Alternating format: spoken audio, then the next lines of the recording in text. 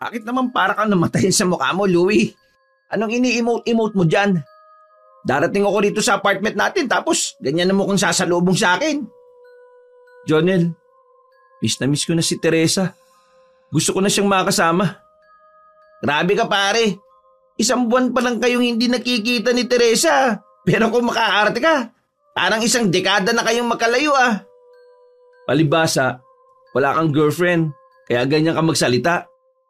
Ikaw nga nung nakipag-break sa'yo si Clarice iyak ka ng iyak araw-araw. Pinabayaan lang kita noon di ba? Wala kang narinig sa akin. Iba naman kasing sitwasyon yun pare. Kami ni Clarice nag-break, pero kayo ni Teresa hindi. Nasa Capiz lang siya. Nasa Pilipinas pa rin siya. Napakadaling puntahan nun Saka valid naman ang reason niya kung bakit siya umuwi, di ba? Oo naman. Naintindihan ko naman na matanda na yung lola niya at gusto niya yung makasama habang buhay pa. Pero ang hirap kasing labanan yung pagkamiss ko sa kanya. Alam mo yun, nasanay ako na araw-araw kaming nakikita. Matagal ng kaibigan ni Louie si Jonel, kaya ang ganong klase ng pag-uusap ay normal lang sa kanila. High school pa lang ay magkakilala na sila. Nagpatuloy ang pagkakaibigan nila hanggang kolehiyo at hanggang sa parehas na silang nakahanap ng trabaho sa syudad. Ang Teresa na pinag-uusapan nila ay 4 na taon ng nobya ni Louie. Sa Maynila nakilala ni Louie si Teresa. Nakakilala sila ni Teresa noong kaarawan ng isa niyang katrabaho. Kaibigan ng katrabaho ni Louie si Teresa. Unang kita pa lang ni Louie kay Teresa ay agad nang nahulog ang loob niya rito. Hindi na siya nagpatumpik-tumpik pa at niligawan niya agad si Teresa. Makalipas ang 6 na buwan ay sinagot siya ni Teresa at naging sila na. Sa loob ng 4 na taon ay halos araw-araw na magkasama sina Louie at Teresa. Kaya hindi sanay si Louie nang bumalik si Teresa sa probinsya nito sa Capiz. Nagpatuloy sa pagmukmok si Louie sa sofa habang hawak ang larawan ni Teresa. Grabe ang lungkot mo talaga pre. Siguro wala na makakapagpasaya sa'yo no? Wala talaga. Si Teresa lang. Ay, oo nga pala Louie. May nakita akong sulat sa mailbox natin sa labas. Malamang, bill lang yan ng kuryente o tubig. Parang hindi naman Parang sa'yo yung sulat at galing kay Teresa. Biglang sumigla ang katawan ni Louie sa narinig. Mabilis siyang tumayo at inagaw kay Jonel ang hawak nitong puting sobre. Bumalik siya sa pagkakaupo sa sofa at excited na binuksan ang sulat. Agad niyang binasa ang nilalaman ng sulat ni Teresa para sa kanya. Habang binabasa ni Louie ang sulat ay hindi niya napigilan ng mapangiti. Pakiramdam niya ay nasa ibabaw siya ng ulap habang pinapasadahan ng basa ang bawat salitang nakasulat sa papel. Pagkatapos basahin ni Louie ang sulat, ay inamoy niya ang papel at mas lalo siyang napangiti dahil naamoy niya roon ang pabango ni Teresa. Aba, mukhang maganda laman ang sulat ni Teresa para sa iyo Baka naman pwede mong i-share sa akin yan. Makikita ko na ulit si Teresa pre. Ha? Talaga? Bakit? Babalik na ba siya rito sa Maynila? Hindi, pero niimbitahan niya ako sa kasal ng kapatid niya sa Capiz. Gaganapin yun sa susunod na linggo. Aba, maganda nga yan. Sa wakas, makikilala mo na rin ang pamilya ng nobya mo. Parang exciting yan Pero medyo kinakabahan ka rin Sobra pre. Ito kasi ang unang beses na makikilala ko yung pamilya ni Teresa. Ano kaya kung sumama ka sa akin? Alam mo na, para meron akong backup. Saka 2 linggo lang naman tayong walang pasok kasi shutdown nga, di ba? Yung pabrika na pinagtatrabuhan natin. Pwedeng-pwede tayong magbakasyon ng matagal. Ay, pasensya na Louie pero hindi ako pwede. Meron na akong plano para sa 2 linggong walang pasok sa pabrika. Gusto ko sanang magbakasyon ng solo. Yung makakapagpahinga ako at makakapunta ako sa ibang lugar. Bakasyon din naman yung pupuntahan natin dun Saka ibang lugar din yun kasi sigurado ako na hindi ka man nakakapunta sa Capiz. Sige na, sumama ka na sa akin Jonel. Promise, sagot ko na yung pamasahe mo. Basta sumama ka lang, pre. Kaya mo ba akong hayaan doon na mag-isa na pupunta? Hindi muna nagsalita si Jonel. Tila nag-isip ito. Maya-maya ay muling nagsalita si Jonel. Sige na nga, sasama na ako. Ang galing mo rin mangonsensya no? Salamat, Jonel. Napakabuti mo talagang kaibigan. Malay mo, doon mo makilala yung magiging susunod na girlfriend mo. Balita ko maraming magagandang babae sa Capiz Sus, inuto mo pa ako. Hindi mo na ako kailangang utuin at bulayan no? Sasama na nga ako sa iyo sa Capiz Natuwa si Louie sa sinabi ni Jonel. Nakangiti siya nang sumandal sa sofa at muling tiningnan ng sulat. Dama niya ang excitement na bumabalot sa buong katawan niya dahil sa wakas ay muli silang magkakasama ng kaniyang nobya. Nang sumunod na araw ay nagtungo sina Louie at Jonel sa pier sa Batangas. Mula roon ay sumakay sila sa isang malaking barko na magdadala sa kanila sa Roxas, Capiz. Nang naglayag na ang barko, ay nagtungo si Louie sa itaas upang sumagap ng sariwang hangin. Tinanaw niya ang malawak na dagat habang hinaplos ng hangin ang kanyang muka. Maya-maya ay tumabi si Jonel sa kanya. Uy, parang kabado ka pa rin ha? Kinakabahan na excited. Siyempre, first time kong makikilala yung buong pamilya ni Teresa. 4 na taon na kaming magkasintahan since 1988 pero tuwing uuwi siya sa probinsya nila hindi naman niya ako naisasama Sa bagay, pero naisip mo ba, Louie, na baka ito na yung chance mo para hingin mo na yung kamay ni Teresa sa mga magulang niya? O kaya mag-propose ka na? Hindi ba't bumili ka naman ng engagement ring nyo? Uy, magandang ideya nga yan, Jonel Pero ayoko namang sapawan yung kasal ng kapatid niya. Baka isipin nila, ang kapal ng mukha ko na mga agaw pa ako ng spotlight. Di gawin mo pagkatapos ng kasal. Perfect yun, pre. Wala nang pressure at hindi na magulo yung mga bagay-bagay. Pag-isipan mo na kasi sayang ang pagkakataon at nandoon ka na rin naman. Yumuko si Louie at tumitig sa mga alon na sumasalubong sa barko habang nag-iisip. Mahal na mahal niya si Teresa at matagal na niyang inaasamang araw na magiging opisyal na ang kanilang relasyon sa harap ng pamilya at mga kaibigan nito. Kung siya ang tatanungin, wala na siyang ibang babae na nais pakasalan kundi si Teresa lamang. Ano, Louie? Magpo-propose ka na ba kay Teresa? Bahala na. Hindi ko pa alam Pero kung gagawin ko man yon, baka pagkatapos na nga lang ng kasal gaya ng sinabi mo. Yan! Ganyan nga! Basta, kung kailangan mo ng tulong sa proposal, magsabi ka lang sa akin. Nandito lang ako kung sakaling kailangan mo ng backup. Natawa si Louie at unti-unting nawala ang kaba sa kanyang dibdib. Napalitan yon ng pananabik sa kung ano ang maaaring mangyari sa pagdating nila sa Capiz. Makalipas ang halos 20 oras na pagbiyahe sa barko, ay narating sa wakas ni na Louie ang pier ng Roxas, Capiz. Habang bumababa sila, ay naramdaman ni Louie ang pagkasabik na makita muli si Teresa.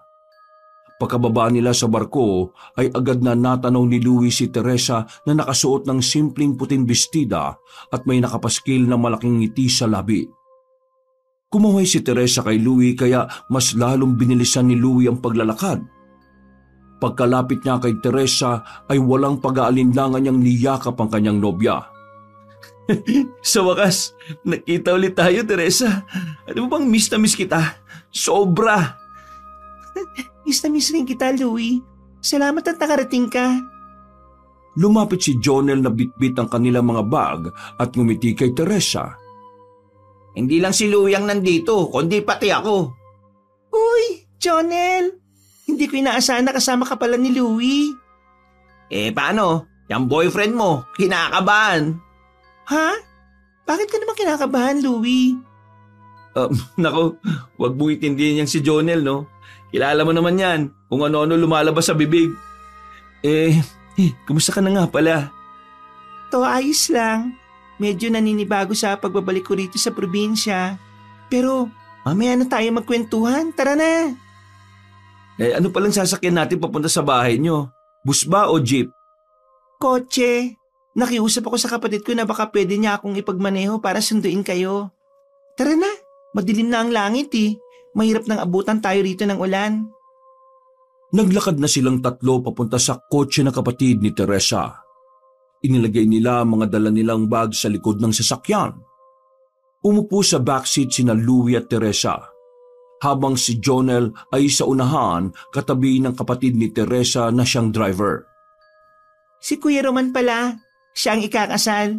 Kuya, sila si Louie at Jonel, mga bisita natin. Hello Kuya Roman, congrats pala sa nalalapit mong kasal. Nilingon ni Roman sina Louie at Jonel at tumango lamang. Kahit isang salita ay wala itong binitiwan. Medyo nailang si Louie sa malamig na tingin ng kapatid ni Teresa pero ngumiti pa rin siya bilang pagbati. Habang tumatakbo ang kotse sa mahabang kalsadang nababalutan ng mga punong kahoy at palayan, naramdaman ni Louie ang bigat ng katahimikan. Napangiti si Louie nang hawakan ng kanyang nobya ang kamay nito ng mahigpit.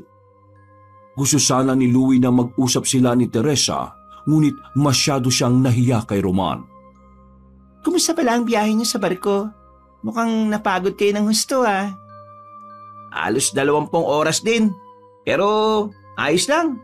Ang importante, nandito na kami. Oo nga, sulit naman kahit nakakapagod. Huwag kayong mag-alala. Sure ako na magugustuhan niyo dito sa Santo Rosario. Medyo malayo nga lang sa Kabiasnan. Pero tahimik at masaya. Pagkalipas ng ilang oras na biyahe, narating nila ang isang malawak na lupain na napapalibutan ng mga puno. Sa gitna nito ay ang malaking bahay.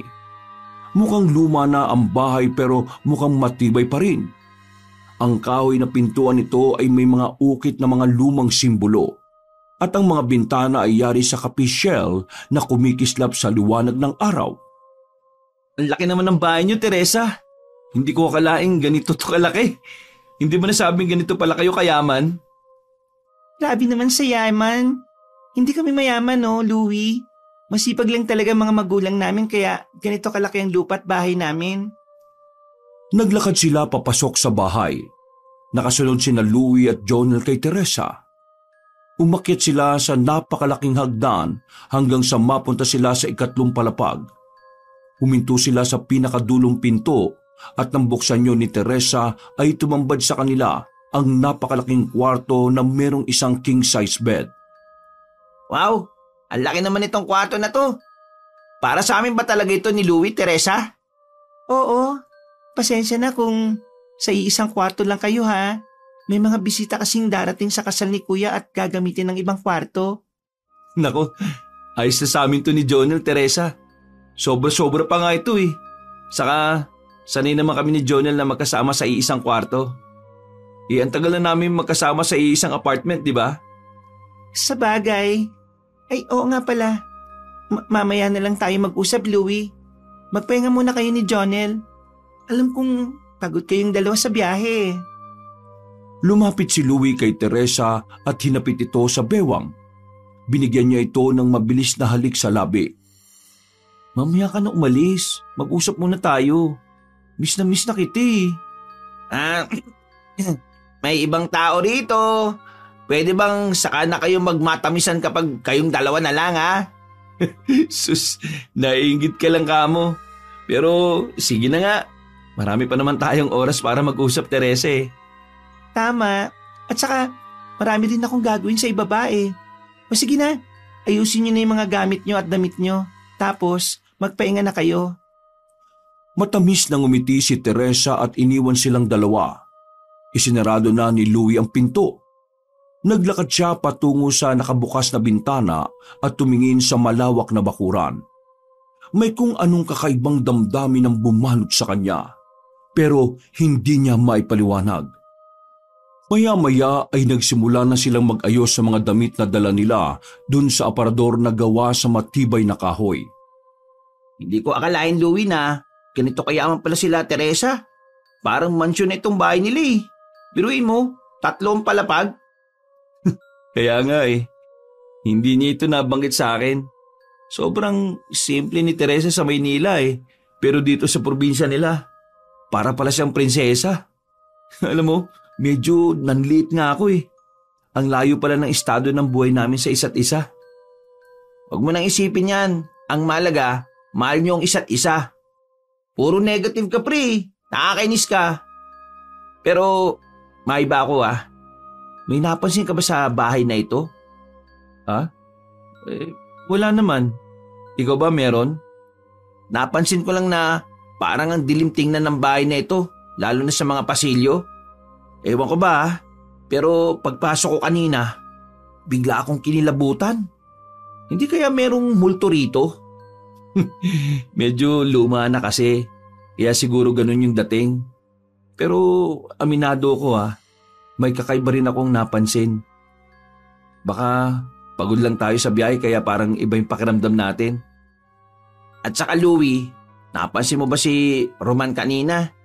Parang ang sama ng tingin sa akin habang bumabiyahe tayo. Akala mo may atraso ko? Bahagyang natawa si Louie. Humiga siya sa malaking kama dahil tapos na siyang mag-ayos sa mga damit niya. Sumunod na rin kagad si Jonel sa paghiga sa kama. Bakit ka naman titingnan na masama ni Kuya Roman? Wala ka namang ginagawang masama, di ba? Baka natural lang sa kanya yung pagiging seryoso. Sa bagay, siguro nga. Pero kahit ikakasal na siya, ganun pa rin siya. Dapat masaya nga siya Wag nang kung ano-ano iniisip. Nandito tayo para mag-enjoy at magbakasyon. Mamaya na nga lang tayo mag-usap. Altok na ako Hindi naman ako nakatulog na maayos sa barko. Umayos na sa paghiga si Louie at hindi na nagsalita pa. Nang ipikit niya ang kanyang mga mata, ay mabilis siyang nakatulog ng dahil sa labis na pagod at antok. Hindi na alam ni Louie kung gaano siya katagal natulog nang magising siya dahil sa sunod-sunod na katok sa pinto. Nagmulat siya ng mga mata at napansin ang dilim ng paligid. Gabi na pala. Mabilis siyang bumangon at tinungo ang pinto. Pagbukas niya ay naroon si Teresa na may bagyang ngiti sa labi. Oh, Teresa. Napapayat ang tulog namin ni Jonel Ayos lang. Maganda nga yan kasi nakapagpahinga kayo. Oo nga pala, oras na para sa hapunan. Narito na rin ang mga magulang ko. Gusto kanilang makilala. Biglang bumilis ang tibok ng puso ni Louie. Ha? Kinabahan ka agad ako, Teresa. Hindi ko alam kung paano sila haharapin Huwag kang kabahan mababait sila. Sigurado kong magugustuhan ka nila. Sumunod na kayo ni Jonah sa komedor ha. Dito kasi sa bahay, dapat sabay-sabay na kumakain kahit bisita. Ngumiti si Teresa bago tumalikod at naglakad palayo. Pumikit si Louie saglit para pakalmahin ang sarili. Pagkatapos ay nilapitan niya si Jonel na mahimbing pa ring natutulog. Jonel, gising na. Hapunan na raw. Narito na yung mga magulang ni Teresa. Ha? Nako, gabi na pala. O sige, tara na. Nagugutom na rin ako Nang makababa sila sa komedor, ay napansin agad ni Louie ang madilim na silid. Tanging liwanag ng mga kandila ang nagbigay ng liwanag sa paligid. Pasensya na Hanggang 6:00 lang ng gabi ang kuryente dito sa amin. Hindi rin kami nakabili ng gasolina para sa generator. Ano ka ba? Ayos lang, Teresa.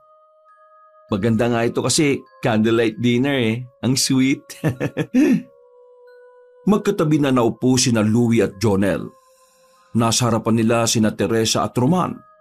Habang ang nanay at tatay ni Teresa ay nasa magkabilang dulo ng mahabang lamesa na puno ng masasarap na pagkain. Napatingin si Louie sa tatay ni Teresa at ngumiti siya pero malalim ang tingin nito sa kanya kaya agad siyang nag-iwas ng mata. Ma, Pa, si Louie po ang boyfriend ko at ito naman si Jonel, kaibigan niya. Hello po. Masaya po ako na makilala ko na kayo. Hindi man lang umimik ang mga yon sa kanya. Hindi naging maganda ang pakiramdam ni Louie. Sa ipinakitang pananahimik ng pamilya ni Teresa, ay naisip niya na baka hindi siya gusto ng mga yon para kay Teresa. Maya-maya ay sinimulan na nila ang pagkain. Napansin ni Louie na kahit malaki ang bahay ni na Teresa ay wala roong kahit isang kasambahay. Itinoon na lamang ni Louie ang sarili sa pagkain. Aaminin niya na masarap ang mga putahing nakahain. Walang patapon sa mga yon. Pagkatapos ng hapunan ay lumabas si Louie at nagtungo siya sa harap ng bahay para magpahangin at manigarilyo. Binuksan niya ang kaha ng sigarilyo at kumuha ng isa at sinindihan yon.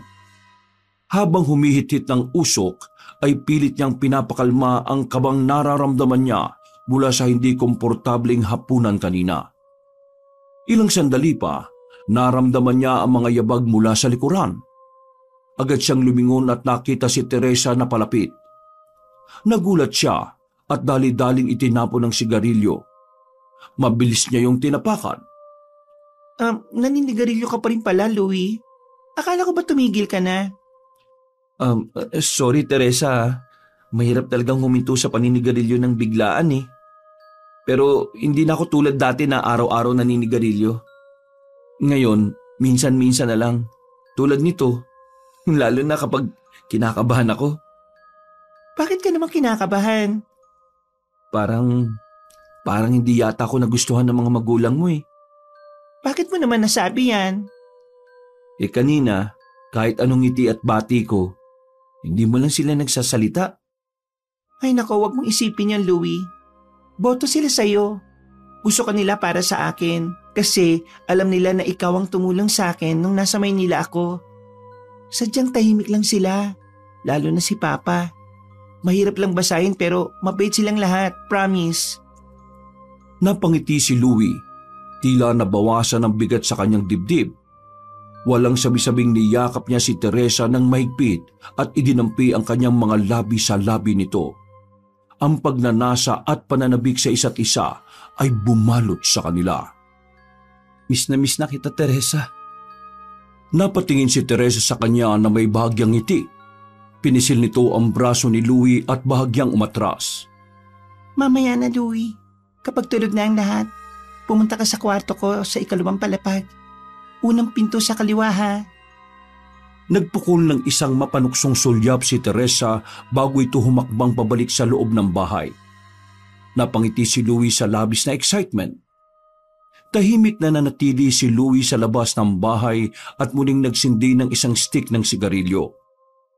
Hindi na nagawang makatulog ni Louie dahil sa labis na pagkasabik sa paghihintay ng oras. Nang marinig niya ang malakas na paghidik ni Jonel ay tumayo na siya. Nakita niya sa wall clock na ilang minuto na lang ay sasapit na ang 1:00 na madaling araw. Doon na siya nagdesisyon na magtungo sa silid ni Teresa. Tahimik siyang naglakad palabas ng kwarto at maingat niyang isinara ang pinto upang hindi magising si Jonel. Bumaba siya sa hagdan at siniguro niya na ang bawat tapak niya sa baitang ng hagdan ay hindi lilikha ng ingay. Pagkarating niya sa ikalawang palapag, ay huminto siya sa tapat ng pinto ng kwarto ni Teresa. Bahagyang bumilis ang tibok ng puso niya sa pananabik. Mahina siyang kumatok at hindi nagtagal ay bumukas ang pinto.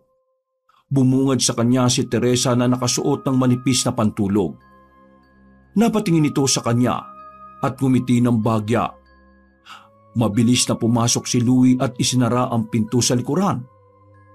Miss na miss kita, Teresa. Louie, baka magising sila. Huwag kang maingay.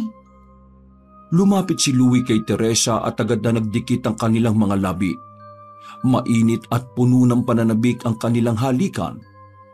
Hinubad ni Louie ang kanyang suot at niyakap si Teresa ng mahigpit. Humiga na sila sa kama. Napayakap na rin si Teresa at nagpatuloy ang kanilang halikan hanggang sa biglang may malakas na pagkatok mula sa labas ng bintana. Ano yun, Louie? Hindi ko alam, pero huwag mo nalang pansinin. Louie, sandali lang. Pabayaan mo na lang yun. Patuloy ang pagkatok sa bintana. Palakas ng palakas. Kahit hindi na yun normal, ay hindi pa rin yun pinansin ni Louie. Ang nasa isip niya ng sandaling yon ay mailabas ang pananabik kay Teresa. Louie, sandali lang. Tumigil ka na muna. Itinulak ni Teresa si Louie. May pagtatakang tumingin si Louie sa nobya. Ano ba naman, Teresa? Nakakabitin ka naman eh. Hindi nagsalita si Teresa. Tumayo ito at lumapit sa bintana.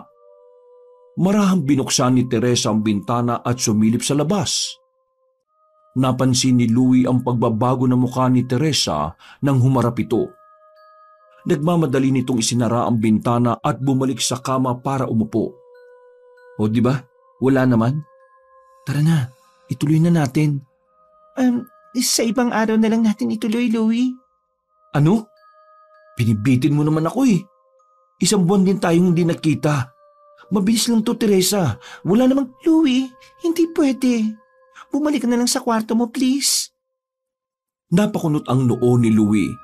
Nag-aalala siya dahil sa pagkabahala ng mukha ni Teresa. Bakit ba? May problema ba? Ano bang nakita mo sa labas? Wala. Bumalik ka na lang sa kwarto mo. Nawalan ako bigla ng gana eh. Sige na, lumabas ka na. Wala nang nagawa si Louie kundi sundin si Teresa. Pinulot niya ang kanyang damit at mabilis na nagbihis. Tahimik siyang lumabas ng silid ni Teresa. Imbis na bumalik sa kwarto nila ni Jonel ay nagdesisyon si Louie na lumabas ng bahay ni na Teresa. Nais siyang magpahangin at maglakad-lakad upang maalis ang inis na kanyang naramdaman sa pagbitin ni Teresa sa kanya. Pagkalabas ni Louie ng bahay ay nadama niya ang lamig ng hangin na madaling araw na yon. Nakatulong yun para kahit papaano ay kumalma siya. Naglakad siya at binuksan ang napakalaking gate. Hindi matatakotin si Louie kaya walang problema sa kanya ang maglakad na mag-isa sa ganoong oras. Lahat ng bahay ay sarado na. Pero kahit walang ilaw sa paligid ay bilog naman ng buwan kaya kahit papaano ay nakikita ni Louie ang kanyang nilalakaran. Makalipas ang ilang minutong paglalakad, ay napahinto si Louie nang mapansin ng isang malaking aso sa di kalayuan. Ang kakaibang ningning ng pulang mata nito ay tila humigop ng kanyang atensyon. Ngumiti siya ng bahagya dahil labis siyang namangha sa kakaibang anyo ng aso. Mas malaki kasi yon kumpara sa laki ng isang normal na aso. Ang ganda naman ng asong yun. Ano kayang breed niya? Nagsimulang maglakad si Louie palapit sa napakalaking aso. Ngunit bago pa man siya makalapit ay biglang sumulpot mula sa kung saan ang isang lalaki na may hawak na buntot ng pagi. Nagulat si Louie. Napahinto siya sa paglapit sa aso. Nanlaki ang mga mata ni Louie nang biglang sinugod ng lalaki ang aso. Hinampas ng lalaki ang aso gamit ang buntot ng pagi. Halos madurog ang puso niya nang malakas na umingit ang aso na parabang umiiyak yon. Hindi kayang hayaan lang ni Louie ang pangyayaring yon kaya mabilis siyang tumakbo palapit sa lalaki. Akmang hahampasin pa sana ng lalaki ang aso pero pinigilan niya ang kamay nito. Yon ang naging pagkakataon ng malaking aso para makatakbo palayo. Bitiwan mo ako! Anong ginagawa mo? Ikaw ang dapat kong tanungin yan. Anong ginagawa mo? Bakit ka nananakit ng aso? Wala namang ginagawa masama yun sa'yo ah. Malakas na pumiksi ang lalaki at nakawala ito sa pagkakahawak ni Louie. Matiim siyang tiningnan ng lalaki mula ulo hanggang paa. Dayo ka no? Oo, galing ako ng Maynila. Kaya wala kang alam. Hindi na ako nagtataka. Anong ibig mo sabihin? Sandali, huwag mo nga minabago ang usapan. Alam mo bang pwede kang kasuhan sa ginawa mo ron sa aso kanina? Hindi yun aso. Wala kang alam kaya manahimik ka na lang. Anong hindi aso? Bakit? Ano sa tingin mo? Pusa yun? Aso yun no? Napailing na lang ang lalaki at tila meron itong naisabihin pa pero hindi na nito ibinulalas. Tumalikod ang lalaki at nagsimulang maglakad palayo. Naiwan si Louie na nakatayo at naguguluhan. Hindi pa rin siya makapaniwala na merong tao na kayang manakit ng hayop ng ganoon-ganoon na lang. Kinaumagahan, kasabay na namang nag-almusal ni na Louie at Jonel ang buong pamilya ni Teresa. Gaya na nangyari nung hapunan ay hindi pa rin kinausap si Louie ng pamilya ng kanyang nobya.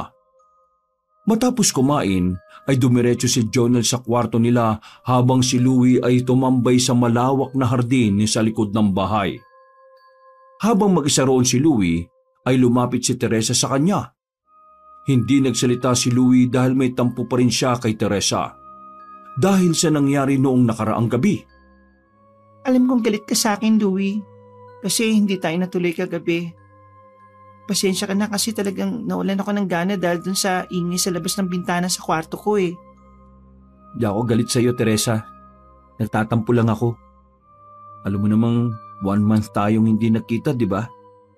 Alam ko, pero huwag ka na mag-alala. Pagkatapos ng kasal ni Kuya Roman, sasama ako sa inyo ni Jonel pabalik sa Maynila. Ha?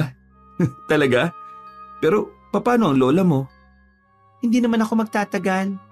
Kahit 1 week lang para masolo mo lang ako. Sige. At hindi ka na pwedeng tumanggi sa mga gagawin ko sa iyo, ha? Oo naman. Lahat. Pwede mong gawin sa akin, Louie. Talaga, ha? Pero may iba ako. Bakit pala hindi ko nakikita ang lola mo? Nasa ospital ba siya? Nandito lang din siya sa bahay. Yung kwarto na malapit sa kusina. Mahina na kasi talaga siya kaya palaging nasa kwarto. Alam mo na, madali na siyang makasagap ng mga sakit-sakit. Ay, oo nga pala. May sasabihin ako sa'yo. Kailangan natin magpunta ngayon sa bayan. Ha? Bakit? Anong gagawin natin doon? Susukatan kayo ni Jonel ng barong para sa kasal ni Kuya Roman. Sasama na rin si Kuya Roman para magsukat na rin siya ng isusuot niya sa kasal niya. O sige. Sasabihan ko si Jonel para makapaghanda na kami. Ngayon na ba aalis? Oo, para makabalik din tayo kagad. Nagpaalam na si Louie kay Teresa. Agad siyang nagtungo sa kwarto nila ni Jonel at naabutan niyang natutulog ang kanyang kaibigan. Napailing na lang si Louie habang palapit kay Jonel. Grabe naman ang tao na to. Kakakain lang, tulog na kaagad. Uy, Jonel, gising na! Gising! Dumilat si Jonel at napatingin kay Louie. Aga mo naman mang-istorbo, pre. Mamaya ka na matulog. Maligo ka at magbihis. Pupunta daw tayo sa bayan para masukatan ng barong para sa kasal ni Kuya Roman. Ganun ba? O sige, maliligo na ako. Ikaw? Di na ako maliligo. Mamaya na lang pagbalik. Bilisan mo na. Nagpunta si Jonel sa banyo para maligo. Samantala, umupo muna si Louie sa gilid ng kama at bumalik sa isip niya yung nangyari kagabi nang maglakad siya sa labas. Makalipas ang ilang sandali, ay lumabas na si Jonel sa banyo. Agad nitong kumuha ng damit sa aparador at nagsimulang magbihis. Jonel, may ikukwento nga pala ako sa'yo. Ha? Tungkol saan? Sa ginawa niyo kagabi ni Teresa? Uy, paano mo nalaman yun? Nagising kaya ako nang lumabas ka kagabi dito. Tapos, sinundan kita at nakita kong pumasok ka sa kwarto ni Teresa. Ano, naka-score ka ba? Di nga eh. Kaya lumabas na lang ako at naglakad-lakad.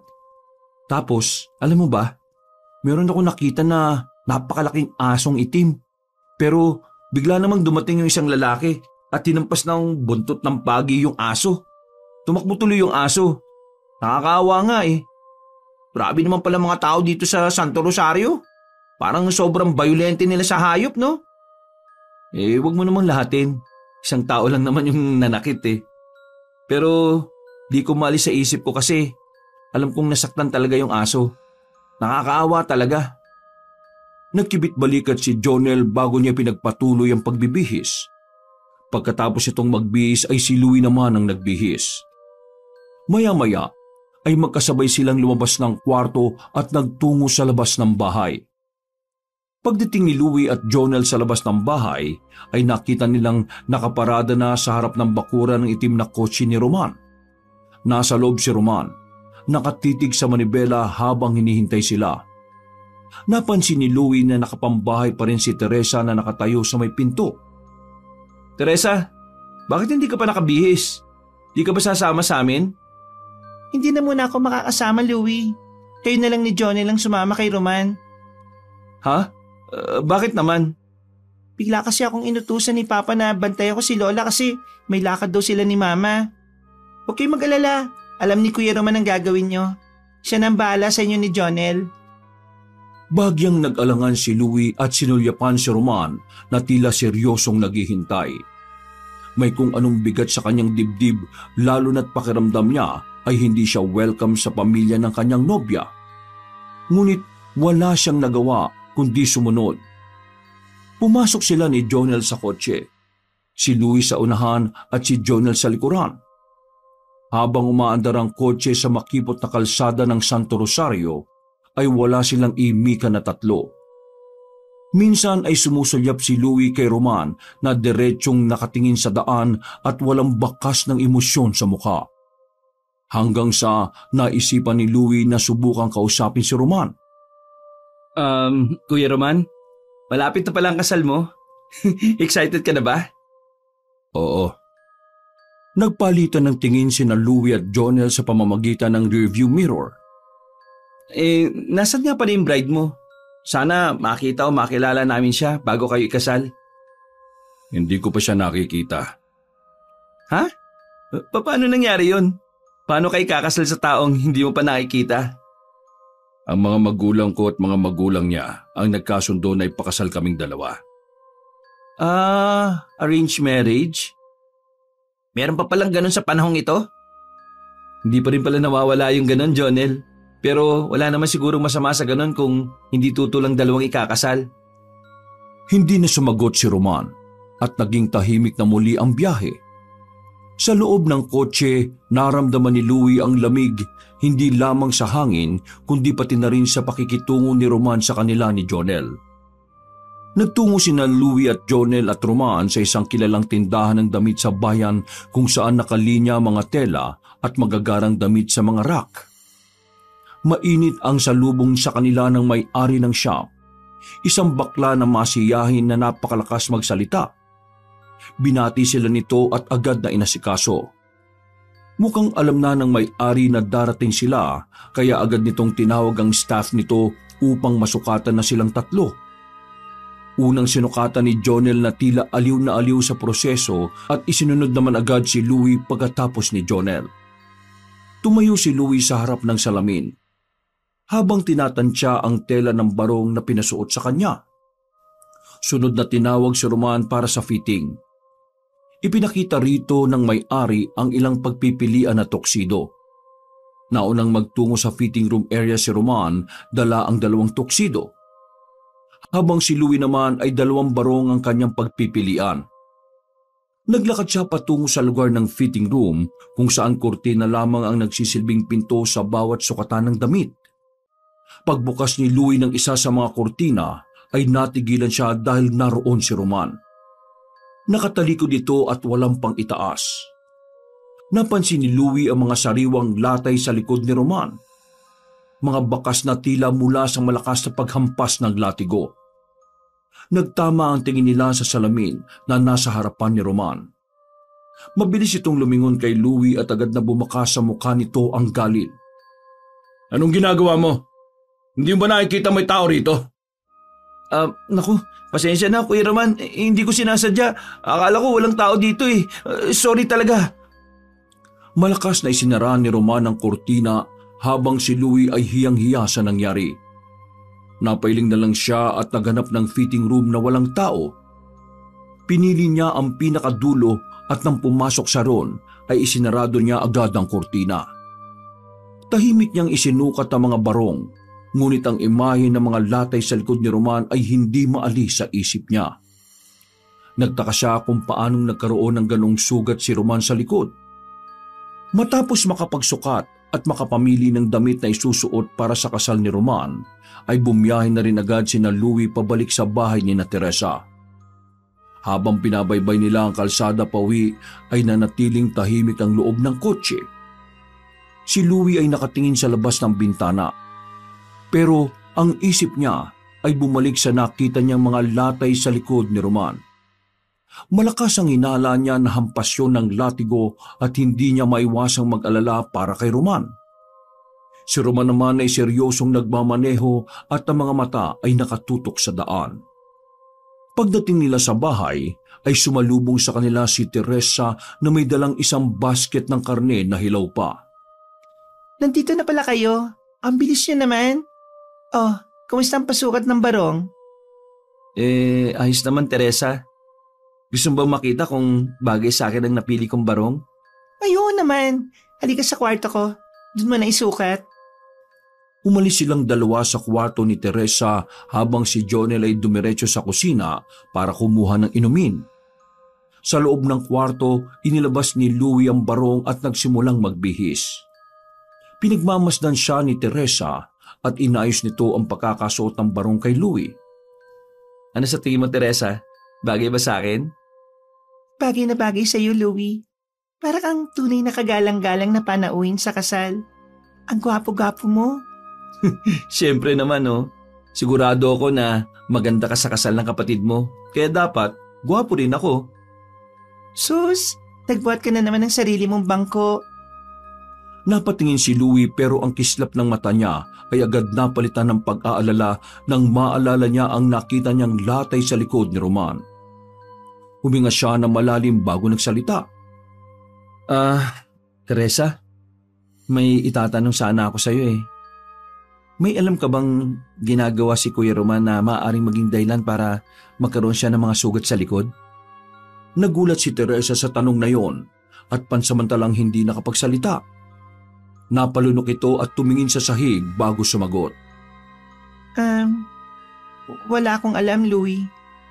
Parang imposible naman na magkaroon ng sugat si Kuya kasi madalas ay nasa kwarto lang siya at nakikinig sa mga lumang kanta. Bakit mo natanong? Kasi nakita ko kasi siya kanina sa fitting room na may mga latay siya sa likod. Para siyang hinampas ng latigo. Nag-aalala lang ako para sa kanya. Naku, wag mo nang masyadong isipin yun, Louie. Baka na-aksidente lang siya at ayaw lang niyang sabihin sa iba. Ganun talaga si Kuya Roman eh. Hindi talaga siya palasalita. Kagaya ni na mama at papa. Kahit nga nung bata pa siya, kahit may lagnat na, hindi siya nagsasabi. Magugulat na lang si mama na nakakulong siya sa kwarto at namamaluktot. Masyado siyang malihim pagdating sa mga bagay na pinagdaraanan niya. Ganun ba? Siguro nga tama ka. Baka nga na-aksidente lang siya tapos ayaw niyang sabihin. Kaya siguro nagalit siya sa akin nang makita ko ang latay sa likod niya eh. Nag-alala lang talaga ako sa kapatid mo. Salamat sa pag-aalala, Louie. O paano? Yan na ba talaga ang susutin mo sa kasal? Oo, eto na. Sabi mo bagay naman sa akin, di ba? Nang matapos ang pag-uusap nila ni Teresa, ay lumabas na si Louie sa silid ni Teresa. Nagtungo siya sa kwarto nila ni Jonel at inilagay niya sa hanger sa loob ng aparador ang barong. Kahit papaano ay medyo kumalma na ang pag-aalala niya para kay Roman. Ngunit sa likod ng kanyang isipan, nanatiling nakatanim ang imahe ng mga latay sa likod ni Roman. Isang umaga, nasa harapan ng bahay ni na Teresa sina Louie at Jonel. Nakaupo sila sa isang lumang bangko habang nagkakape. Napabuntong hininga si Louie at ibinaba ang tasa sabay titig sa kawalan. Ang lalim naman ng paghinga mo. May iniisip ka na naman, no? Nag-aalala lang kasi ako. Oh, saan naman? Alam mo, Jonel, simula nang dumating tayo dito, ay hindi ko pa rin nakakausap ang mga magulang ni Teresa. Pakiramdam ko talaga, hindi nila ako gusto para sa anak nila eh. Parang sinasadya nila na iparamdam sa akin yun. Hindi kaya dahil sa hindi nila ako kasing yaman? Louie, huwag ka masyado mag-isip ng negatibo. Baka naman abala lang talaga sila kasi ikakasal nga si Roman. O baka ganun lang talagang pamilya nila. Hindi ba si Roman tahimik din? Sa tingin ko, nama na yun ni Roman sa mga magulang niya. Hindi porkit hindi ka nila kinakausap, ibig sabihin ayaw nila sa'yo. Paano kung kagaya ni Roman, ipa-arrange marriage din nila si Teresa. Tapos, ang ipapakasal nila kay Teresa ay mayaman na kagaya nila. Louie, huwag ka magpakalunod sa mga paano-paano ng mga salitang yan, no? Wala pang nangyayari at baka nasa utak mo lang ang lahat ng yan. Hindi mo alam kung anong totoo. Ang mahalaga ngayon, si Teresa. Kung talagang mahal mo siya at mahal ka talaga ni Teresa, wala kang dapat na ikatakot. Kung ipa-arrange marriage man siya, siguro naman kayang tanggihan yun ni Teresa kasi nasa hustong edad na naman siya eh. Ewan ko, Jonel. Kinakabahan talaga ako. Alam mo kung gaano ko kamahal si Teresa. Gusto ko na siya ang mapapangasawa ko. Gusto kong buuin ang pangarap naming dalawa. Pero paano kung tama ang hinala ko? Paano kung hindi kami tanggap ng mga magulang niya? Di paglaban mo siya. Louie, kung talagang mahal mo si Teresa, ipakita mo sa kanila na ikaw ang tamang lalaki para sa kanya. Kung ayaw kang kausapin ng mga magulang niya, di ikaw na ang gumawa ng paraan para makausap mo sila. Malay mo, hinihintay lang nila na kausapin mo sila. Salamat, Jonel ha. Sabagay, tama ka. Hindi pwedeng puro hinala lang at takot. Kailangan gumawa ako ng paraan. Siguro nga, oras na para ako na mismo ang unang kumausap sa mama at papa ni Teresa. Ayan! Yan ang Louie na kilala ko. Huwag kang patalo sa mga takot na wala pa namang basihan. At saka, tandaan mo nandito lang ako para sumuporta sa'yo. Ano pa't naging mag-best friend tayo, di ba? Kahit na papaano ay naging magaan ang pakiramdam ni Louie sa mga sinabi ni Jonel. Bagamat medyo kinakabahan pa rin siya, ay nagkaroon siya ng kaunting lakas ng loob para gumawa ng paraan upang makausap ang mga magulang ni Teresa at maging malapit sa mga yon. Nagpatuloy ang pag-uusap ni Louie at Jonel. At habang nag-uusap sila ay natigilan si Louie sa pagsasalita nang makita niya ang isang pamilyar na lalaki na dumaan sa harap ng bahay ni Teresa. Tumaas ang kilay ni Louie habang hindi niya maialis ang tingin sa lalaki na nakasuot ng lumang sombrero. Uy, Louie, nakatulala ka na naman. Huwag mong sabihin na may bago ka na naman problema. Jonel, tingnan mo. Ha? Ang alin? Yung lalaking yun, yung nakasuot ng sombrero. Siya yung lalaking sinasabi ko sa iyo na hinampas ng buntot pagi yung aso. Ha? Sigurado ka ba, Louie? Baka naman nagkakamali ka lang Ang daming tao dito sa Santo Rosario. Baka lang kamuka. Hindi, Jonel. Sigurado ako. Hindi ko malilimutan ang mukha ng taong yun. Bago pa makapagsalita ulit si Jonel ay kumilos na si Louie at naglakad patungo sa direksyon ng lalaki. Naguguluhan na sumunod si Jonel sa kanya. Uy, Louie! Saan ka pupunta? Anong gagawin mo? Kailangan ko makausap yung lalaking yun. Kailangan niya malaman na hindi tama yung ginawa niya. Baka kasi walang nagsasabi sa kanya kaya parang normal lang sa kanya yung pananakit ng hayop. Louie! Hindi ba pwedeng palampasin mo na lang yung ginawa niya? Saka dayo lang tayo rito, no? Hindi natin kilala kung ano ang kayang gawin ng lalaking yun. Wala akong pakialam. Basta gusto ko siyang pagsabihan. Wala nang nagawa si Jonel kundi sumunod kay Louie. Patuloy lang si Louie sa pagsunod sa lalaki. Ilang minuto lang ang lumipas at nakita nila ang lalaki na pumasok sa isang kubo na may malawak na bakuran. Sa loob ng bakuran ay nakita nila ang ilang kulungang may mga aso. Nagkubli sina Louie at Jonel sa likod ng isang malaking puno. Akala ko ba kakausapin mo yung lalaki, Louie? Bakit tayo nandito at nagtatago? Sandali lang. Hintayin natin lumabas siya. Pero sigurado ka ba talagang siya yung nanakit ng aso? Tingnan mo yung dami niyang alagang aso at mukhang alagang-alaga naman niya yung mga aso. Imposible namang manakit siya ng aso kung siya mismo dog lover pala. Napatitig si Louie sa mga aso. Tama si Jonel sa sinabi nito na maayos naman ang kalagayan ng mga yun sa kulungan. Kaya mas lalo siyang nagtaka kung bakit nakita niya itong nanakit ng isang aso. Makalipas ang ilang sandali ay lumabas ng kubo ang lalaki. May dala yung malaking kaldero na sa tingin ni Louie ay pagkain para sa mga aso. Isa-isang nilagyan ng lalaki ang pagkain ng bawat kulungan. Ano, Louie? Sigurado ka ba talaga? Baka kapag kinausap mo siya, mapahiya ka. Oo, sigurado ko. Siya yung lalaking yun. Pero bakit parang mabait naman pala siya sa mga aso? Abay, mali ko. Hindi ko rin alam, no? Huminga ng malalim si Louie at nagdesisyon siya na lumapit sa lalaki upang kausapin yon. Nagsimula na siyang maglakad at wala namang nagawa si Jonel kundi ang sumunod sa kanya. Pagtapak nila sa bakuran ng lalaki ay biglang nagtahulan ng mga aso. Nagkagulo mga yon sa kulungan na tila lahat ay nais makawala upang atakihin sina Louie. Tumingin ang lalaki sa kanila at kumunot ang noo. Sino kayo? Anong ginagawa niyo dito? Nagpalitan ng tingin sina Louie at Jonel bago sumagot si Louie ng buong tapang.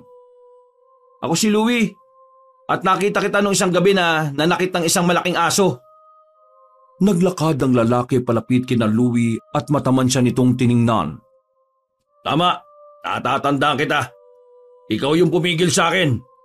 Anong ginagawa mo rito? May kailangan ka ba sa akin?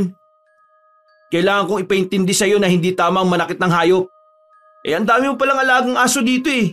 Pero, porkit hindi mo alaga yung itim na aso sasaktan mo? Hindi mo alam ang sinasabi mo. Dayo ka lang rito. Wala kang alam sa alam ko.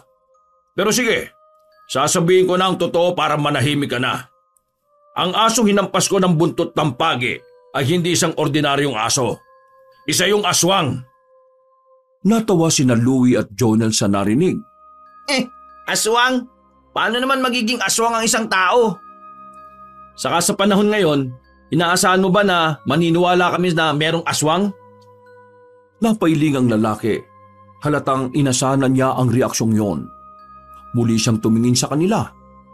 Ang kanyang ekspresyon ay walang halong biro. Sabi ko na nga ba't hindi kayo maniniwala At ayos lang sa akin na hindi niyo ako paniwalaan. Sige na, umalis na kayo sa bakuran ko. Kung sakali namang may masamang mangyari sa inyo dahil sa aswang, ako naman ang tatawa para sa inyo. Napatitig si Louie sa lalaki. Hindi niya alam pero bigla siyang kinabahan at natakot. Bumulong si Jonel sa kanya. Ayon kay Jonel ay umalis na sila dahil baka kung ano pang gawin ng lalaki sa kanila. Sinunod na lamang ni Louie si Jonel at naglakad na sila palayo sa kubo ng lalaki. Pagsapit ng gabi, habang nasa kwarto na sina Louie at Jonel ay hindi pa rin maalis sa isip ni Louie ang naging pag-uusap nila ng lalaki. Kahit nakahiga na sila, ay hindi niya maiwaglit sa utak niya kung ano ang totoong dahilan at sinaktan ng lalaking yun ang malaking itim na aso. Louie, naniniwala ka ba sa sinabi ng lalaki kanina? Na aswang yung aso na sinaktan niya? Hindi, Jonel. Palusot lang niya yun para masabi niya na meron siyang dahilan na saktan yung kawawang aso. Paano naman magiging aswang yung aso? Napaka-imposible. Sabagay, saka hindi naman totoo yung aswang Sa tagal ko nang nabubuhay dito sa mundo, kahit dulo ng buhok ng aswang wala pa ako nakikita. Ako rin naman Lumaki ako sa probinsya na kagaya nitong Santo Rosario. Pero wala rin naman ako nakitang aswang doon. Hindi kaya wala sa katinuan yung lalaking yon, Louie? Siguro, dapat mo na siyang iwasan. Mahirap na, no? Baka kung ano pa yung gawin niya sa'yo. Sabagay, tama ka. Hindi ko kasi napigilan yung sarili ko na kausapin siya kasi alam mo naman na malaki ang pagmamahal ko sa mga aso. Ay, oo nga pala. Palagi ka nga palang nagdodonate dun sa rescue center ng mga inabando ng aso. Pero, wag na natin pag-usapan yun. Inaantok na ako Sige na pre, good night Sige, matulog ka na dyan. Ako mamaya pa siguro. Tumagilid na si Jonel kay Louie. Habang si Louie ay nakatitig sa kisame, maraming bagay ang tumakbo sa utak niya. At isa na roon ang paghahanap niya ng paraan para makausap niya ang mga magulang ni Teresa. Bilang nobyo ni Teresa, malaking bagay para sa kanya ang maging malapit sa mga magulang ng kanyang nobya. Makalipas ang ilang minuto ay bumigat ang mga talukap na mata ni Louie. Unti-unti na siyang nakaramdam ng pagkaantok hanggang sa hindi niya namalayan na nakatulog na pala siya. Ang mahimbing na tulog ni Louie ay hindi nagtagal nang bigla siyang nagising dahil sa malakas na kalampag sa bintana. Parang may kung anong malaking bagay ang tumama roon. Agad siyang bumangon habang ang dibdib niya ay kumakabog. Lumapit si Louie sa bintana. Huminga muna siya ng malalim bago niya marahang binuksan ang bintana. Sumalubong sa kanya ang malamig na hangin. Sumilip siya sa ibaba ngunit wala siyang nakita. Ang inakala niya kasi ay merong tao na ng bato. Isasarado na sana ni Louie ang bintana pero natigilan siya nang mapatingin siya sa puno na nasa harapan ng bintana. Mula roon ay may nakita siyang isang pares ng mata na kumikislap sa dilim. Tila may kung anong nilalang na nagtatago sa mayabong na dahon ng puno na yon. Nagulantang si Louie nang mabilis na sumugod sa kanya ang naturang nilalang. Bago pa siya makaiwas ay naramdaman na niya ang matalim na kuko na kumalmot sa kanyang muka. Napatras siya at impit na napasigaw nang gumuhit ang hapdi ng sugat niya sa kaliwang pisngi. Mabilis niyang isenrado ang bintana at nanginig ang mga kamay niya ng ikandado niya yon. Napatras si Louie hanggang sa nawalan na siya ng balanse. Paupo siyang bumagsak sa sahig at sa pagkakataon na yon ay nagising na si Jonel. Agad ditong sinindihan ng kandila at lumapit kay Louie. Nakaupo pa rin si Louie sa sahig habang sapo ang dugo ang pisngi. Tako, Louie, anong nangyari sa'yo? May kung ano kumalmot sa akin na hindi ko nakita kung ano. Basta, nandun siya sa puno sa tapat nitong bintana. Nang tingnan ko siya, bigla na lang niya akong inatake. Bakit kasi nagbubukas ka pa ng bintana ng ganitong oras? May narinig kasi akong parang bumato sa bintana mula sa labas. Akala ko meron tao na nang babato. Tiningnan ni Jonel ang sugat ni Louie sa pisngi at napailing ito. Parang ang lalim ng sugat mo, pre. Parang kalmot ng hayop. Hindi kaya malaking ibon ang umatake sa'yo? Hindi ko alam. Ang bilis ng galaw niya. Hindi ko nakita kung anong itsura niya. Ang mabuti pa, hugasan mo na kaagad yung sugat mo. Baka mamaya may infection pa yan. Tinulungan ni Jonel si Louie sa pagtayo. Naglakad si Louie patungo sa banyo at sinimulan niyang hugasan ang kanyang sugat gamit ang tubig at sabon. Nang tingnan niya ang sugat niya sa salamin ay napangiwi siya. Tama si Jonel, parang kinalmot ng kung anong hayop ang pisngi niya. Ang ipinagtataka lang niya ay kung anong klaseng hayop ang ganon kabilis gumalaw at halos hindi niya yon nakita. Nang magising si Louie kinaumagahan, ay nagkaroon siya ng alinlangan na sumabay sa almusal kina Teresa. Ayaw niyang makita ni Teresa ang sugat niya dahil sigurado siyang mag-aalala yon. Ngunit nang maalala niya na gusto ng mga magulang ni Teresa na sabay-sabay palagi na kumain, ay napilitan siyang bumaba. Magkasabay sila ni Jonel na dumulog sa hapagkainan. Kulang na lang ay yumuko si Louie upang hindi makita ni Teresa ang sugat sa pisngi niya. Pero hindi yun nakaligtas sa mapanuring mga mata ni Teresa. Louie, ano nangyari sa mukha mo? Bakit may sugat ka? Wala to, Teresa. Anong wala lang? Parang ang lalim niyan Kasalanan ko rin naman Kagabi kasi, binuksan ko yung bintana kasi parang may nambato. Tapos, bigla akong inatake ng isang malaking ibon. Siguro, nagulat lang din sa akin yung ibon kaya inatake niya ako. Ipatingin kaya natin yan sa ospital. Baka kung anong mangyari sa iyo Wag na, ayos lang naman ako. Sigurado ka ba, Louie? Oo, Teresa. Wag mo kong alalahanin. Sa susunod mag-iingat ka. Ayoko nasasaktan ka. Talagang may mga panggabing ibon dito na umaatake lalo na sa tuwing gabi. Matapos ang almusal ay nagpaalam si Louie na maglalakad-lakad para makalanghap ng sariwang hangin. Naglibot siya sa paligid ng Santo Rosario. Nais niyang maging pamilyar sa lugar na yon kahit papaano dahil doon nakatira ang babaeng mahal niya. Pumasok si Louie sa isang masukal na bahagi ng Santo Rosario hanggang sa marating niya ang isang malinaw na ilog. Ang tubig ay kumikislap sa liwanag ng araw at tila tinatawag siya para magpalamig. Walang pag-aalinlangan na hinubad niya ang kanyang pang-itaas at dahan-dahang lumusong sa malamig na tubig. Habang lumalangoy ay may narinig siyang yabag na papalapit sa kinaroroonan niya. Paglingon niya sa likuran ay nagulat siya nang makita ang lalaking nanakit sa aso. Palapit yun sa kanya. Huminto yun at tumingin ng diretso sa kanya. Louie, tama? Di ba Louie ang pangalan mo? Ha? Oo. Bakit? Ako si Sandro. Hindi ako nakapagpakilala sa iyo nung huling beses tayo nagkausap. Maaari ba kitang makausap, Louie? Umahon si Louie sa tubig at lumapit kay Sandro. Anong kailangan mo? Anong gusto mo mapag-usapan? Gusto ko malaman kung kaano-ano mo si Teresa at ang pamilya niya. Alam ko na doon ka tumutuloy sa bahay nila. Paano mo nalaman na doon ako tumutuloy? Bakit mo alam ang tungkol kay Teresa at sa pamilya niya? Nung umalis kayo sa bahay ko ng kasama mong lalaki, ay sinundan ko kayo kaya nalaman ko kung saan ka nakatira. Bakit mo naman kami sinundan? May masama ka bang pinaplano sa amin ng kaibigan ko? Wala. Hindi ako masamang tao, Louie. Isa akong manunugis sa mga aswang. Aswang na naman? Hindi ako naniniwala sa aswang. Iba na lang ang kausapin mo. Kailangan mong maniwala sa akin.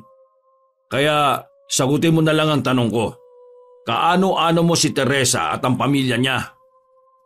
Nobya ko si Teresa. Pinapunta niya ako dito sa Santo Rosario para sa kasal ng kapatid niya. Bakit mo ba ito tinatanong? Kung ganon, hindi ka nila kadugo. Hindi ka isa sa kanila at ang kaibigan mo. Ano ba talagang gusto mong sabihin? Alam mo, sa totoo lang, hindi kita maintindihan eh. Kailangan mo nang umalis sa bahay ni na Teresa. Aswang siya, Louie. Pati ang buong pamilya niya. May hinala ko na ikaw at ang kaibigan mo ay bahagi ng gagawing ritual sa gabi ng kasal. Isang tradisyon ng mga aswang na kumakain ng mga bisita sa mga ganoong okasyon. Nanlaki ang mga mata ni Louie at napatras siya ng bahagya. Ang kanyang dibdib ay kumabog ng malakas habang nakatingin siya kay Sandro. Napailing siya at tumawa ng mahina. Tama na nga, Sandro. Hindi ko alam kung anong pakay mo eh. Pero hindi mo ako malinlinlang. Si Teresa, aswang? 4 na taong ko siyang kasama sa syudad at kilala ko siya. Isa pa, mabait ang pamilya niya. Saka anong aswang ba yung sinasabi mo? Hindi ako naniniwala sa aswang, no? Nagsasayang ka lang ng oras sa akin. Louie, hindi lahat ng nakikita mo ay totoo. Ang pamilya ni Teresa ay sanay sa pagtatago ng lihim. Ang Santo Rosario ay hindi kasing payapa gaya ng iniisip mo. Ang pamilya ng nobya mo ang responsable sa pagpatay ng mga tao rito sa Santo Rosario. Bakit hindi ka magtanong sa ibang tao na narito para malaman mo na nagsasabi ako ng totoo na mayroong mga pagsalakay ng aswang na nangyayari rito? Hindi nga lang mapaghihinalaan si na Teresa dahil tinatakpan nila yun ang pagpapanggap nila na mabubuti silang tao. Tumigil ka na nga! Hindi ako maniniwala sa kahit anong sasabihin mo, Sandro! Aalis na sana si Louie pero hinawakan ni Sandro ang braso niya ng mahigpit. Nagtama ang mga mata nilang dalawa. Bitiwan mo nga ako! Kahit mas malaki ka sa akin, kaya kitang patumbahin, Sandro! Hindi ako ang kalaban mo rito, Louie. Hindi ka ba nagtataka kung bakit may latay sa likod si Roman? Yun ay dahil na siya ang itim na aso na hinampas ko ng buntot pagi. At yung sugat mo sa mukha mo, alam mo bang aswang ang umatake sa iyo kagabi? At ang aswang na yon ay isa sa miyembro ng pamilya ni Teresa. O baka nga si Teresa mismo yon. Paano mo nalaman na may latay sa likod si Roman? Saka, paano mo nalaman na kagabi ko nakuha yung sugat na ito sa mukha ko? Dahil sinusubaybayan ko ang pamilya ni na Teresa. Kaya kung gusto mo pang mabuhay, umalis ka na ngayon sa bahay na yon habang may panahon pa. Kahit anong sabihin mo, hindi kita paniniwalaan. May tiwala ako kay Teresa at sa pamilya niya kaysa sa'yo na hindi ko kilala. Kaya kung ako sa'yo, titigilan ko na yung pangungumbitsi sa akin na totoo mga sinasabi mo. Binitiwan ni Sandro ang braso ni Louie.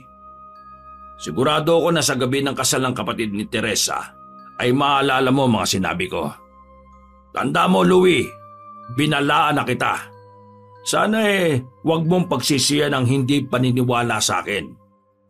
Tahimik na naglakad palayo si Sandro. Naiwan si Louie na tulala at malalim ang iniisip.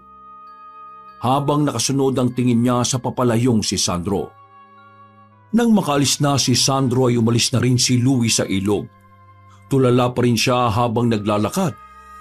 Ramdam niya na tila may katotohanan ng mga sinabi ni Sandro, ngunit hindi niya kayang isipin na merong isang madilim na lihim na tinatago si Teresa sa kanya.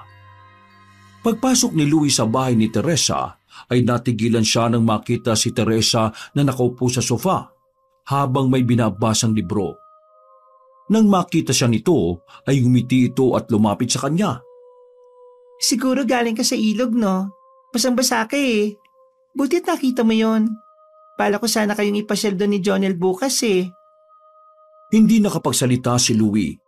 Nanatili siyang nakatingin kay Teresa habang ang mukha niya ay puno ng katanungan at pagkalito. Ayos ka lang ba, Louie?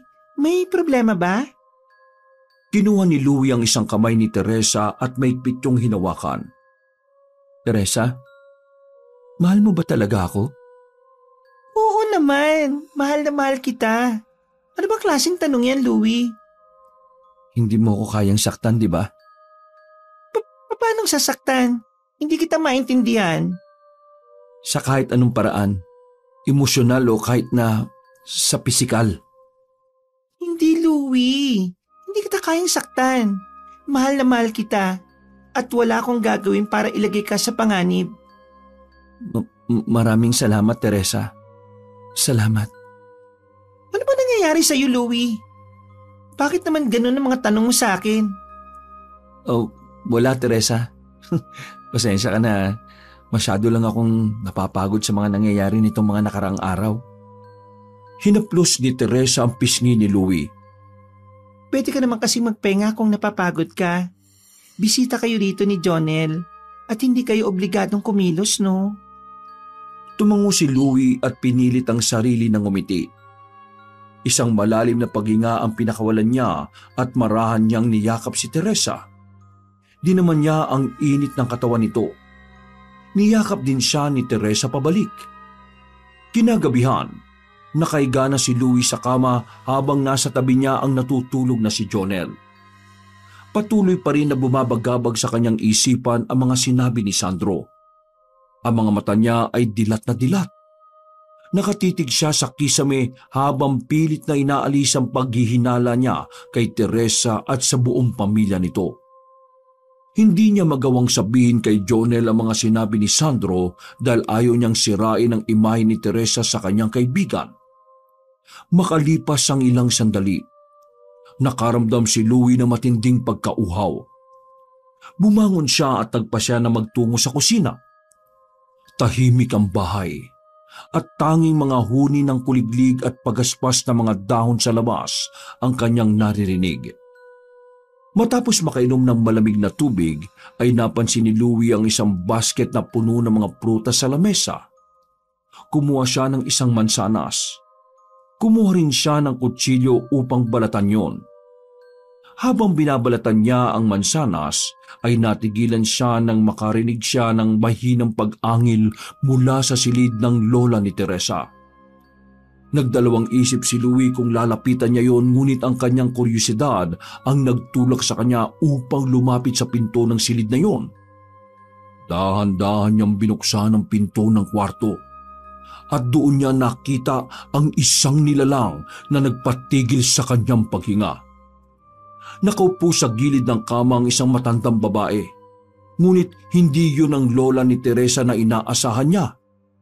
Ang anyo nito ay kasuklam-suklam. Ang mga mata ay namumula at ang mga ngipin ay matutulis na para mga pangil ng isang mabangis na hayop. Bago pa man makagalaw si Louie ay sumugod na ang halimaw sa kanya. Naglalaway yon at mukhang gutom na gutom. Sinunggaban siya ng halimaw at napahiga siya sa malamig na sahig. Naramdaman niya ang bigat ng katawan ng halimaw sa ibabaw niya habang ang mga kuko nito ay mariin na nakabaon sa pagkabila niyang braso.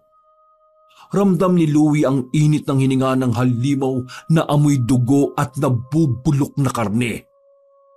Nang ibuka na ng halimaw ang bunganga nito upang sakmalin siya, ay agad na kumilos si Louie upang protektahan ang sarili. Sinaksak niya sa bunganga ang halimaw gamit ang hawak niyang kutsilyo.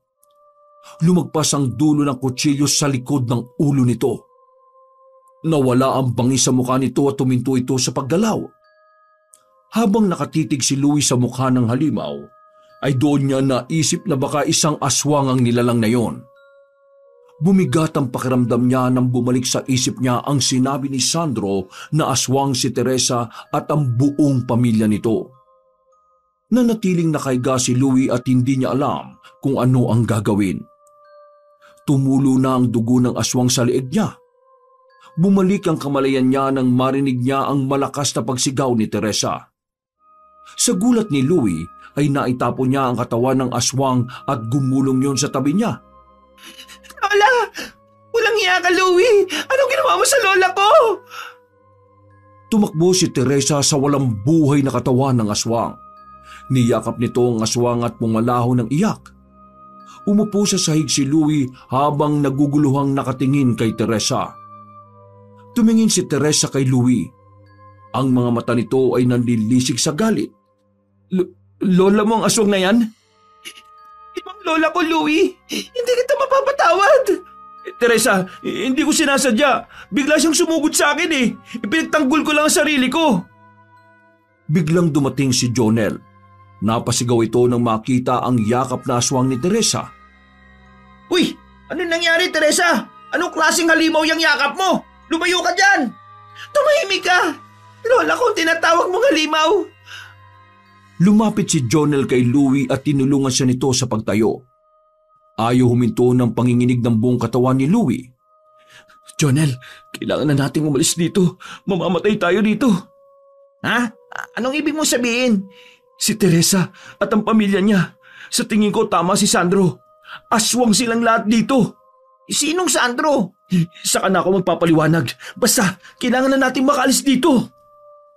Sinamantala ni Louie ang pagluluksa ni Teresa sa lola nito. Hinawakan niya sa braso si Jonel at hinilan niya ito ng dahan-dahan papunta sa pinto ng bahay ni na Teresa.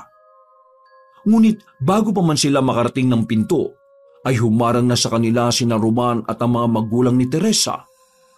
Ang mga mukha ng tatlo ay puno ng galit. At sa isang iglap, unti-unting nagbago ang anyo ng tatlo. Sabay-sabay na naging aswang ang mga yon na labis na ikinabigla ni na Louie at Jonel. Nang humarap si na Louie kay Teresa ay mas lalo siyang nagulantang dahil nasa anyong aswang na rin ang kanyang nobya. Doon niya napagtanto na totoo ang lahat ng sinabi ni Sandro sa kanya. Wala na kayong mapupuntahan. Pinatay niyo ang lola ko. Kamatayan din ang dapat sa inyo. Hindi ko sinasadya. Hindi ko intensyon na patayin siya. Sinadya mo man o hindi, pinatay mo pa rin siya. Maawa kayo. Huwag niyo kaming patayin. Marami pa akong pangarap sa buhay. Dapat sa gabi pa ng kasal ni Kuya Romeo ang kamatayan ninyo. Pero dahil sa ginawa mo, Louie, mapapaaga ang pakikipagkita niyo sa liwanag. Akmang susugod na sina Teresa kina Louie, ngunit bago pa man makalapit ang mga yon sa kanila, ay biglang bumukas ang pinto at pumasok si Sandro. Sinubuyan nito ng asin sina Roman at ang mga magulang ni Teresa. Sumigaw ang mga yon habang umuusok ang balat dahil sa asin. Ha? Sandro? Tumakas na kayo! Iligtas niyo sarili niyo! Ako nang bahala rito! Nagkatinginan sina Louie at Jonel sa isa't isa. Nang tumango si Louie ay mabilis silang tumakbo palabas ng bahay.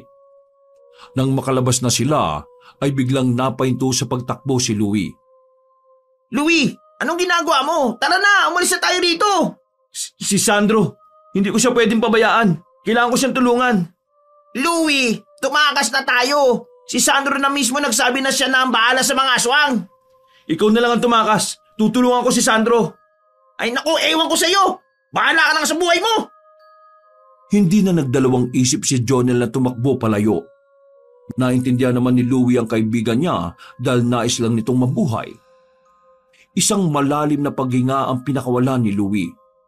Sa pagkakataon na yon, ay desidido na siyang tulungan si Sandro laban sa buong pamilya ni Teresa. Mabilis ang naging hakbang ni Louie pabalik sa loob ng bahay ni na Teresa upang tulungan si Sandro. Pagpasok niya sa loob ay nakita niya si Sandro na nakikipaglaban kay Roman. Duguan na si Sandro kaya napagtanto niya na kailangan talaga nito ng tulong niya. Louie, bakit bumalik ka rito? Tutulungan kita. Hindi ko kayang hayaan na mag-isa kang nakikipaglaban sa mga aswang na yan. Matigas talaga ang ulo mo. Pero sige, kunin mo to. Ibinato ni Sandro ang isang itak kay Louie. Agad yung sinalo ni Louie. Huminga siya ng malalim at hinarap ang ina at ama ni Teresa na nag-uunahan sa pagsugod sa kanya. Nanlilisik ang mga mata ng ina ni Teresa. Sumugod ito kay Louie habang nakaumang ang matutulis nitong kuko. Iniwasan ni Louie ang pag-ataking yon ng nanay ni Teresa. Umikot siya at walang pagdadalawang isip na isinaksak niya ang itak sa dibdib nito. Napasigaw ito ng malakas at bumagsak ito sa sahig habang walang tigil sa pagsigaw. Hindi pa nakontento si Louie at itinarak niyang muli ang itak sa dibdib nito na naging sanhi upang tuluyan itong bawian ng buhay. Nang tumalamsik ang dugo ng nanay ni Teresa sa mukha ni Louie, ay para siyang sinapian ng kung anong espiritu at ang tanging nasa isip niya ay ang patayin ng lahat ng aswang na nasa loob ng bahay na yon. Ang ama naman ni Teresa ang sumugod kay Louie. Mabilis ang bawat galaw nito at halos hindi makaiwas si Louie sa mga pag-atake. Ilang kalmot at kagatang natanggap niya, ngunit nang nagkaroon si Louie ng pagkakataon ay nagawa niyang saksakin ng itak ang tagiliran ng tatay ni Teresa. Pagkahugot niya ng itak ay iwinasiwas niya ang itak sa liig nito. Halos nakahiwalay na ang ulo nito sa katawan nang bumagsak sa malamig na sahig. Susugod sana si Roman kay Louie ngunit tumarang rito si Sandro. Nagpambuno ang dalawa. Dahil alam ni Louie na walang sandata si Sandro ay agad niya itong tinulungan. Itinarak niya ang itak sa likuran ni Roman. Nang humarap si Roman kay Louie ay buong gigil na ibinaon niya ang itak sa tapat ng dibdib nito. Sunod na bumagsak si Roman. Nag-alab ang galit ni Teresa at lumundag patungo kay Louie. Ngunit bago pa ito makalapit, isang malakas na suntok mula kay Sandro ang tumama sa mukha nito. Sa lakas ng suntok na yon, ay halos lumipad pabalik si Teresa. Duguan ang mukha nito habang nakaupo sa sahig. Mabilis na lumapit si Louie sa aswang na si Teresa. Itinaas niya ang itak ngunit natigilan siya nang bumalik sa pagiging tao si Teresa. Luhaan nito at may pagmamakaawa sa mukha. Louie, parang awa mo na. Huwag mo akong papatayin. Ako to, si Teresa. Mahal na mahal kita, Louie. Patay mo na siya, Louie. Nililinlang ka lang yan. Nakaramdam ng awa si Louie para kay Teresa. Bumalik sa isip niya ang masasaya nilang alaala. Tila hindi niya kayang patayin ang babaeng mahal niya. Napalood si Louie sa harapan ni Teresa. Maigpit niya itong niyakap. Patawarin mo ako, Teresa. Kailangan kong gawin yon para iligtas ang aming mga sarili. Habang nakayakap si Louie kay Teresa ay biglang huminto ang paghikbi nito.